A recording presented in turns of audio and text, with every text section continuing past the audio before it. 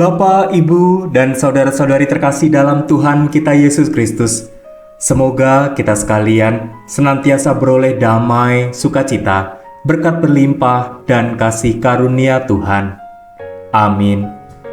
Berjumpa kembali di channel Salvator pada hari ini, Kamis, 22 Juni 2023, dalam Pekan Biasa ke-11. Renungan sore kita hari ini akan diambil dari Injil Matius, bab 6, ayat 7 sampai 15. Marilah kita awali renungan kita dengan tanda kemenangan Kristus. Dalam nama Bapa dan Putra dan Roh Kudus. Amin.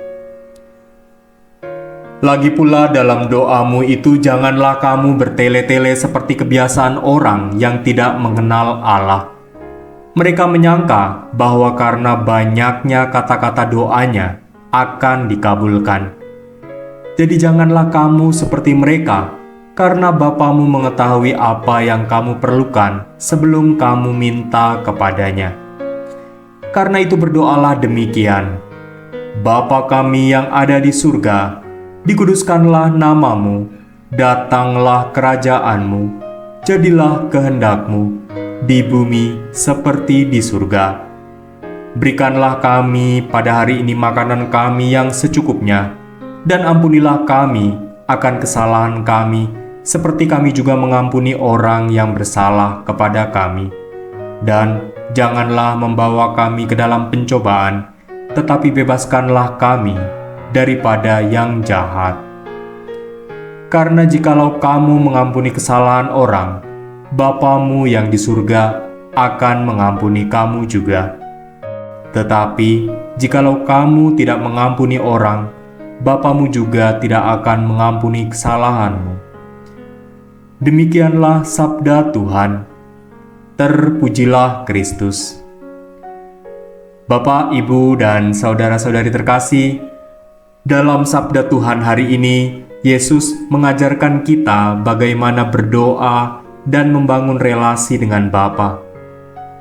Tuhan Allah kita mengenal dan melihat isi hati kita bukan semata-mata seperti apa yang tampak bagi sesama di sekitar kita.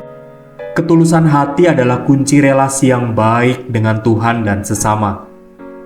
Semakin hati kita tulus, maka relasi kita dengan Tuhan dan sesama juga semakin baik.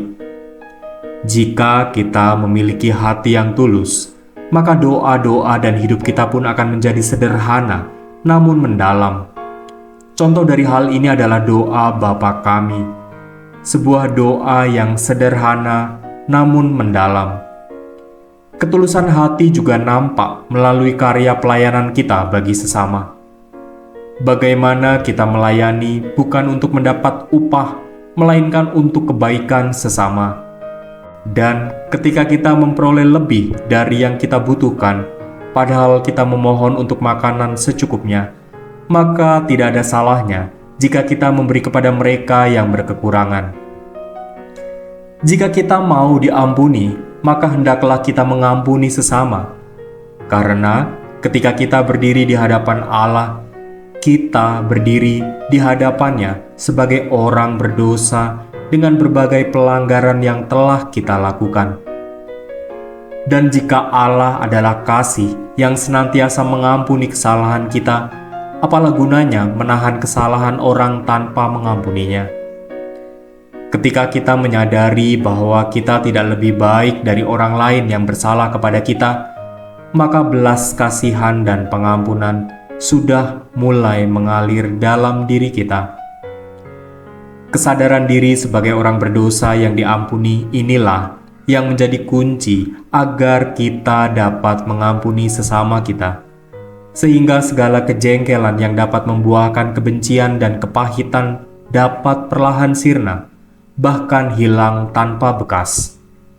Dengan hilangnya kebencian, maka hati kita pun akan merasakan kedamaian dan sukacita yang membuat kita semakin mensyukuri berkat penyertaan Allah yang senantiasa mencukupkan hidup kita. Bayangkanlah Allah yang senantiasa mengampuni dosa-dosa dan menyembuhkan segala kegagalan dan luka yang ada dalam hidup kita. Bagaimana kita berani melayani sesama dengan tulus hati, mengampuni sesama dalam terang kasih Allah. Marilah berdoa. Ya Bapa, kami mengucap syukur atas sabda-Mu hari ini. Bapa, ajarlah kami melayani-Mu melalui pelayanan kami kepada sesama dengan tulus hati.